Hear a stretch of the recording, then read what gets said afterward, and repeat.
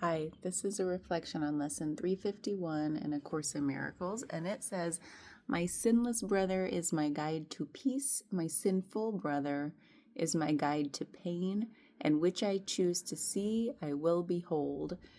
So, my sinless brother is my guide to peace, my sinful brother is my guide to pain, and which I choose to see, I will behold.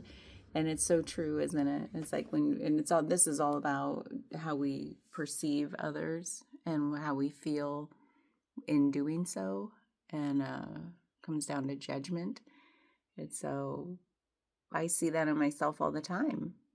And that's also, I think, I've always felt this way, that we are fundamentally, like humans are fundamentally, I don't like words good and bad, but they're useful sometimes. So I think we're fundamentally good, or we have fundamentally loving, we tend toward the loving states.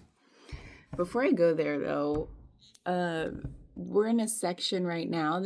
We're getting close to the end. I can't even believe it. But this section we just entered is labeled "What Am I?" question mark. And I love it says our use for words is almost over now. I love that. It's like that's kind of all along the way, I've been feeling like we're using a lot of words to talk about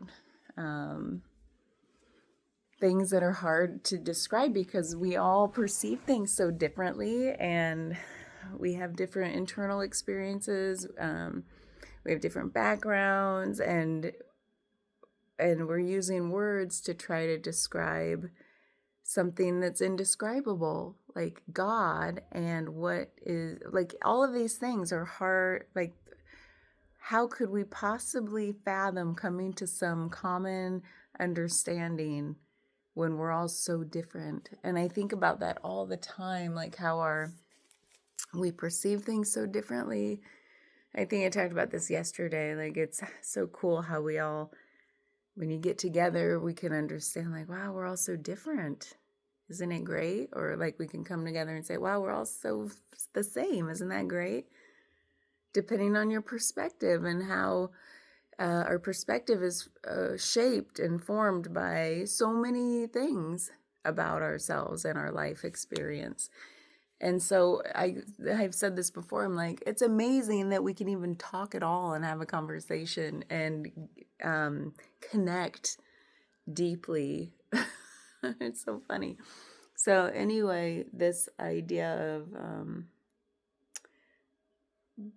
when I see somebody and I have a judgment that what of anything. It could be anything. It could be so what's the word, innocuous, meaning it's not causing harm per se, like to the person, because I'm just sitting here in my own mind, maybe perceiving somebody, and I have a thought that jumps in that says something about them, and all that does is cause me pain. It does nothing else in the world.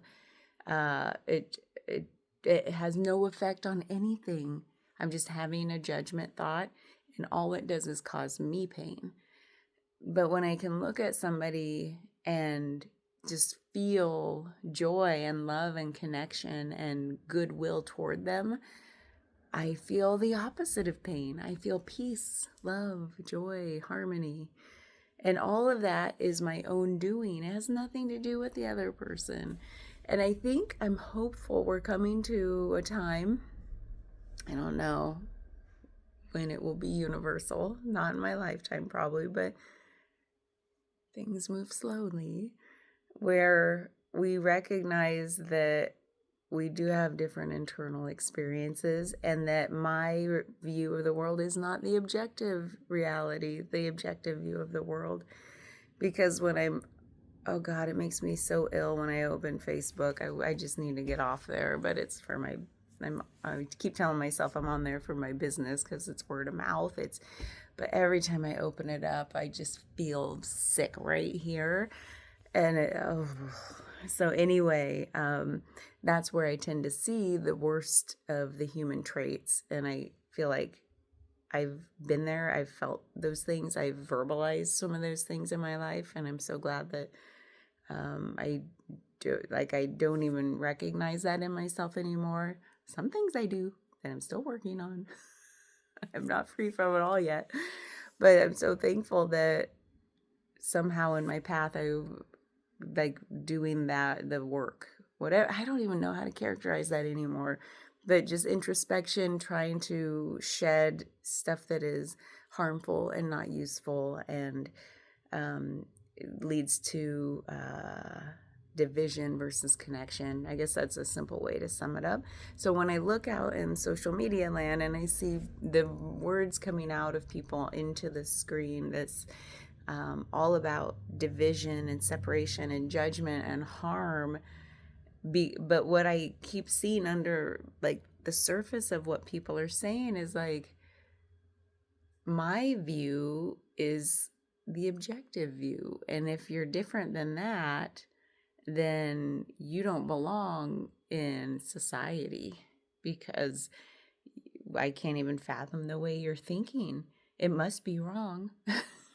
You know, it's something like that, and it's sad and harmful, and I hope we're coming to a time where that's ending. It's becoming the minority, because again, it's all about what we allow into our, and that's why I gotta practice what I preach, because like when I open the Facebooks of the world, the social medias, and I allow that in, it does, like, this lesson talks about how I judge the world causes harm, causes me pain. Well, when I open Facebook and I feel pain, it's because I'm holding, and I'm even saying that, like, a judgment against people who are judging. Isn't that funny? So it's like I see it out there, and I'm saying that's wrong. Like, something in me says that shouldn't be happening. And then part of me is like, everything happens and everything is going to happen. And so why does it have to affect me at all? It must be pointing to something in me that says, that's not good. I don't want it. Go away. So what is it in myself that is maybe still the one judging, still the one wanting to scream into the void about how you're awful, if you think this way. So there must be something in me that still wants to do that, and I'm holding back because I know ultimately it doesn't lead to anything good. It doesn't lead to love. It doesn't lead to connection. But there must be something in me that still wants to do it a little bit. And so I find myself like in the comments sometimes of like once in a great while, I'll go in the comments of some thread, and it might even be related to my field. I'm in some groups about body work and massage therapy and trauma healing and all that. And I read a post and I know it's a little bit divisive, and I grab my like imaginary popcorn bowl and go into the comments. And what is that in me? Does my brain, my general existence these days is one of like pretty peace, pretty equanimous. I don't have these days really any stressors, except for like family going through health problems, but I feel equipped to handle those. And so maybe it's me going like, let's stir up some drama in my nervous system, and then I can enjoy coming back into a state of peace. I don't know what it is, but there's obviously something to examine in that. I didn't know I was going to go there in this reflection, because it was talking about how my perception can cause pain or my perception can cause peace. Well, when I was talking about other people's perceptions causing me pain, well, it's still my perception of other people's perceptions, isn't it? There's also, sorry, I have like some eyelashes. There's also in the coming to an end of 365 of these, what am I, 351? So there's not much left to reflect on. Um, it's a lot's happening right now, so it's hard to reflect on stuff that you're in the middle of, right? It's like when you're in the, I heard a phrase and I love it, and I resonate with it right now. It's like when you're in the middle of the frame, you can't see the picture. It's so true. And so when I'm in the middle of this, it feels like transformation. It feels like things are reorganizing somewhere in my experience. And so it's hard. I don't know how to talk about it yet, or what it is, what it means. And and that is relevant because coming to the end of these lessons, I feel like I've lost all grip. Not all grip. I don't know what I'm saying, but lost some. There's nowhere to land. There's nowhere to land. I've talked about this before. It can be a little disorienting, this feeling that there's nowhere to land in a perspective, because there's nothing to grasp and say, this is me. I identify with this. Everything's going away. Everything. And in different circles, they call that something different.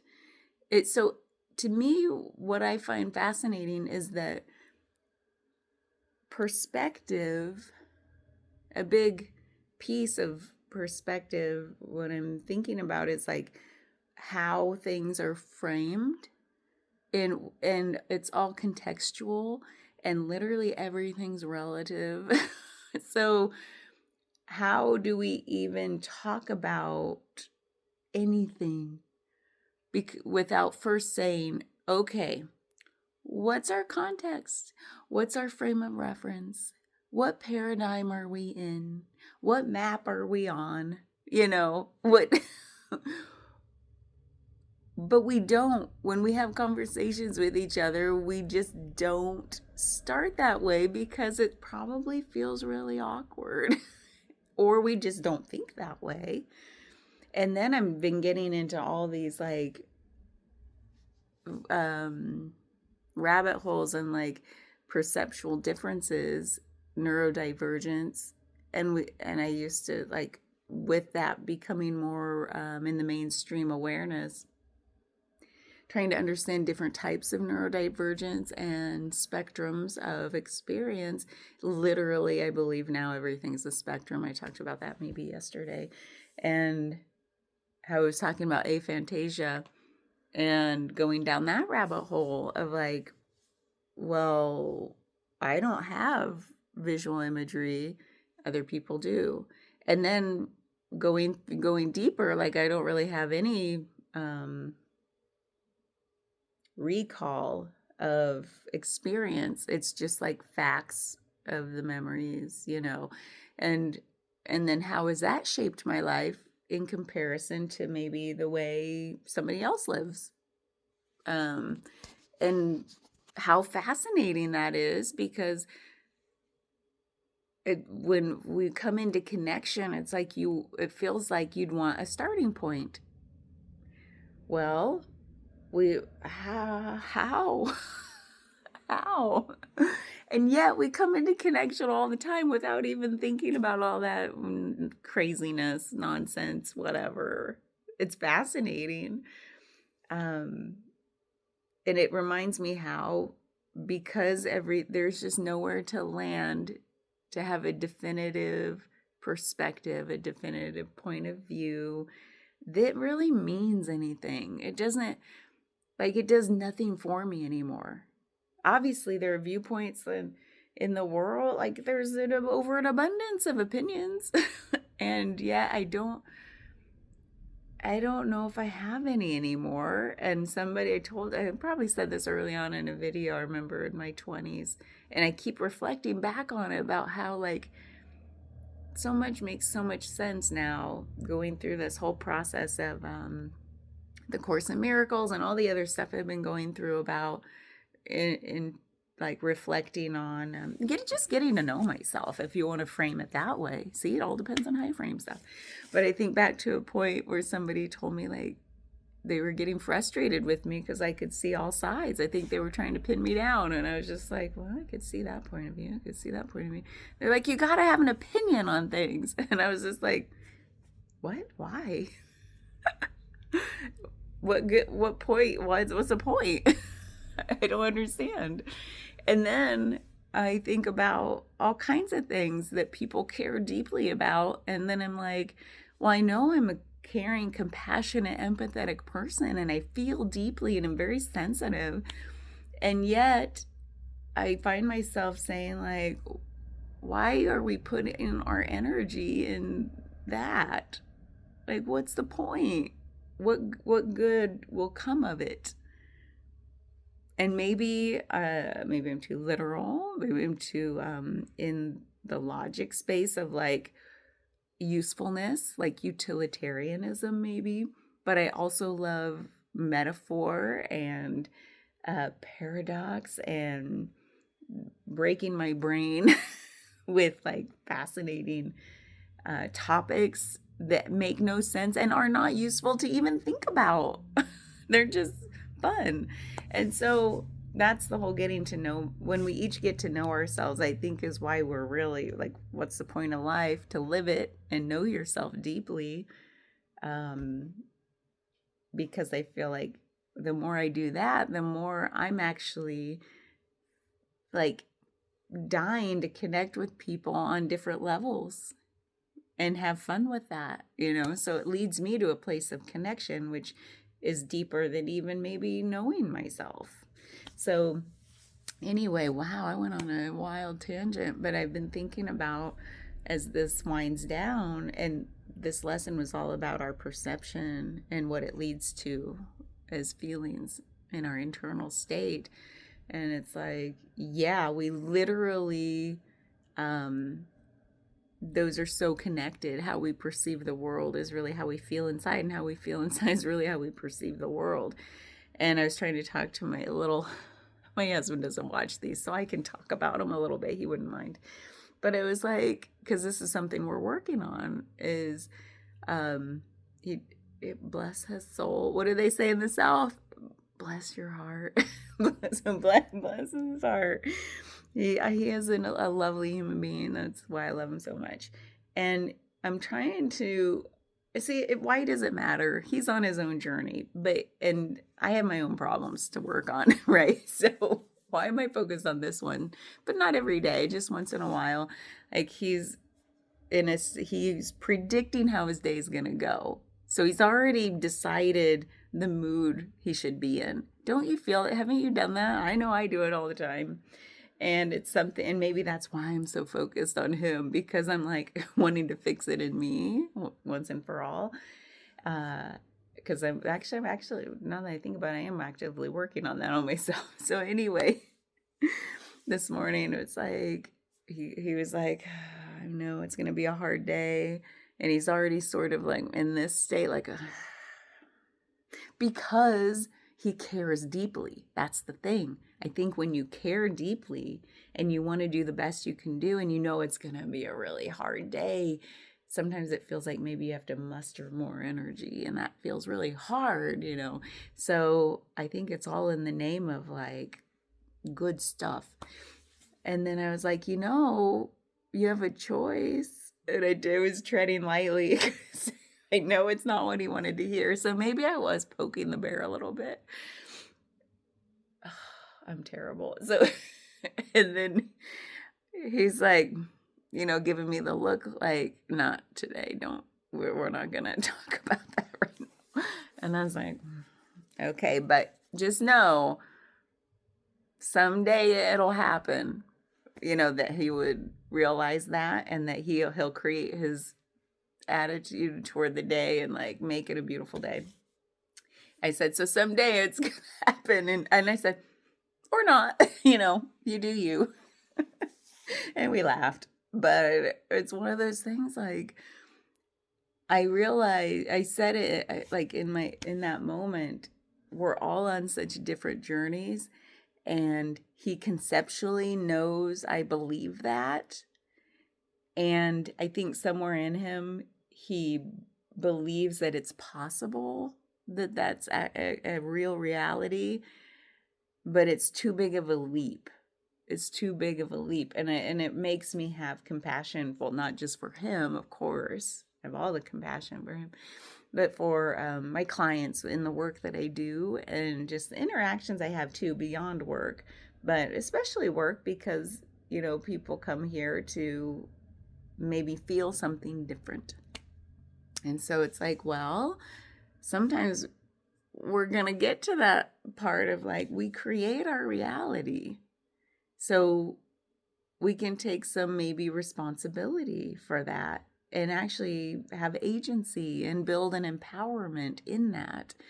But where are we today is the question, because that might be too big of a chasm to leap. And I think that is directly related to this lesson. It's like this book, everything is like drilling it into your head until you believe it, till you see it in practice, that your world is, you create your world, you create it. And so to me, that is starting, maybe that's the transformation I'm in, to bring it full circle, is like really creating the reality I want. And I listened to this podcast about menopause, and it's like, as women going through these hormonal changes, they're so extreme and profound and deep and all the things. And as women, it's like, I can't even go into the full thing about how we're conditioned from a very young age to like defer to other people for how we're feeling or what we need, or that's just what we're conditioned to do. And then over time, we go through different hormonal changes, and then menopause is like that last giant one that's like, and now everything's literally they're finding rewiring happening, like pruning those types of neurons that catered to everyone else, people pleasing. And now it's like, you're in your wisdom, you're in your power. And so I've been 10 years postmenopausal. And what's funny is they say it's like that 10-year transition, probably from perimenopause to now. For me, that's been almost 20 years. Started early in life. And that, and maybe really early, like on the kind of the extreme early end as far as spectrums go, just for context. So now I'm like 10 years postmenopausal, and only now starting to not defer to other people for how I should feel and what I should, like, oh wait, what do I actually want? And I was talking with a friend the other day about this very thing. So it's funny, the timing of this podcast, it's right on topic of like, and then I thought about all my clients, like the majority of them are peri and postmenopausal women, and I'm like, yes, that's why we're coming together, is I would have just screamed this from the rooftops of like, we're all stepping in, you'd call it maybe stepping into your power. And then other people that aren't going through this journey may not even understand. Of course, back to like, we only understand what our lived experience has been, because that's like our own frame of reference. So like, what, like, do I have a client coming? Oh, I better go. I've been yabbering. Is that the word? So like really saying, oh wait, what do I want? I've been taking care of other people, deferring to other people, trying to, I don't even know how to create safety. I need maybe somebody else to, like, it almost feels like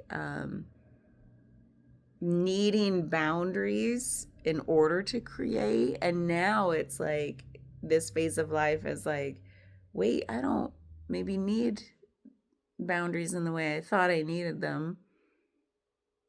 Boundaries as in containment, like a container. That's hard to describe unless you've like understood that concept before about containment. I don't want to go into all of it, but it's like without somebody else creating a safe container for me where I can then flourish. Wait a minute, do I even need that? What do I need? What do I want? What do I need? Like, it's like really mind blowing for a lot of us women, as I understand it. I would only know by talking to other women and then hearing these podcasts saying, it's a thing, that we're like, wait a minute, no one's ever asked me what maybe people have asked me what I want, but I've never explored the depths of that. Really, like, oh my God, wait. Everything's up for debate now. Do I even like the coffee I drink? Do I even like the food I'm eating? Because maybe you've only eaten that in the context of someone else's needs, or preferences. So anyway, that could be a whole separate lifetime of conversations, but because it took a lifetime to get here.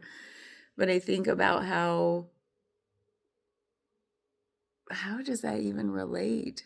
I think it's that transformation piece of there's stuff still going on that has nothing to do with spirituality, has nothing to do with Course in Miracles, recognizing that we create I guess it does have to do with we create our reality, but not just the general spirituality of A Course in Miracles. It feels very real, rooted in biology. And again, it's like, oh, wait, what framework am I even looking through right now? Am I looking through the spiritual framework? Am I looking through the biological framework of am I looking through the nervous system framework, the trauma framework? There's everything we conceive of, every thought that leads to another thought is like, wait, what framework is this contained in? Isn't that wild? It's so basic, but also mind-blowing that, even down to my health, I was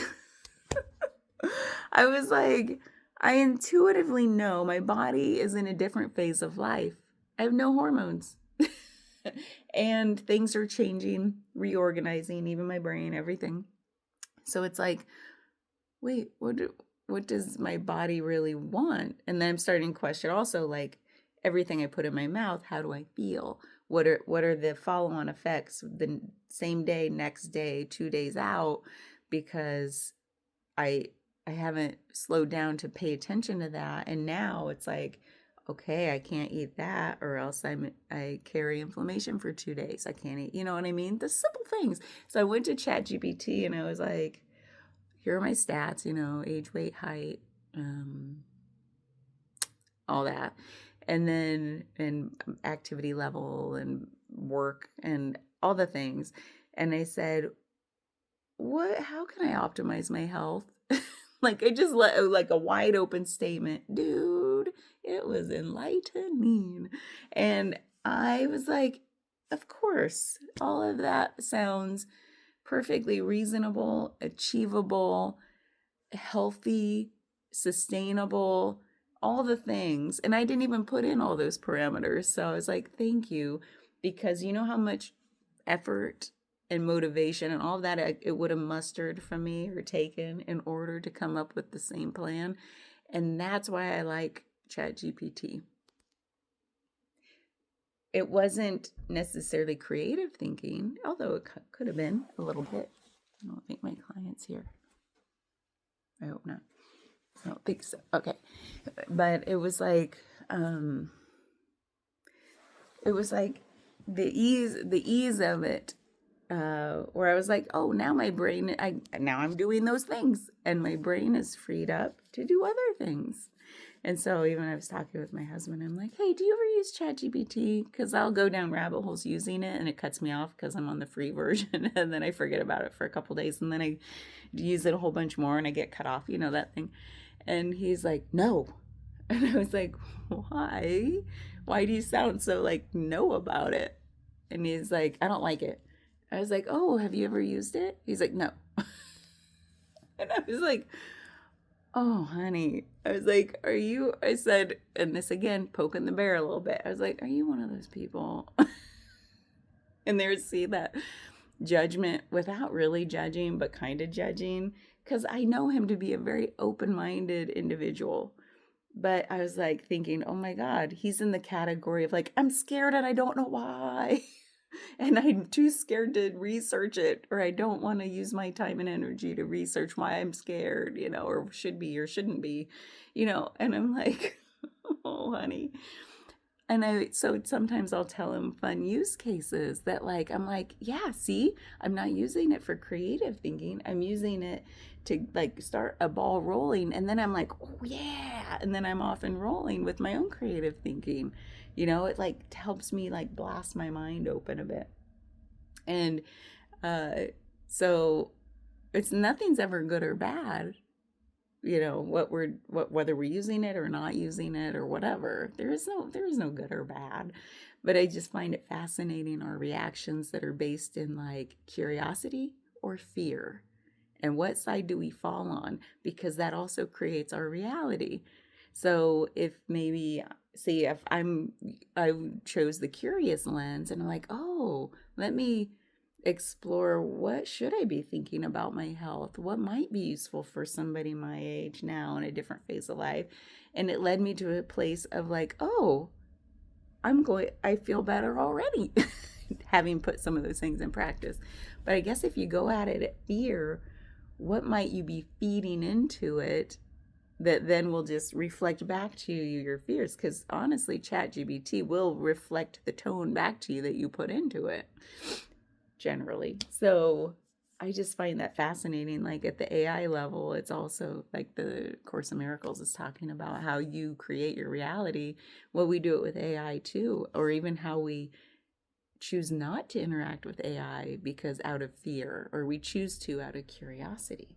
So I don't know. I'm going to stop rambling now. We went on a lot of tangents, but I think I might have to do a video as I come to the end of this year-long journey of A Course in Miracles, but I'll try to sum it up. Maybe the key points of what it did that I didn't expect what it did for me that I didn't expect, the good, the bad, the ugly, all the things. I think it would be fun to reflect on that. So maybe that's why I'm starting to get more rambling.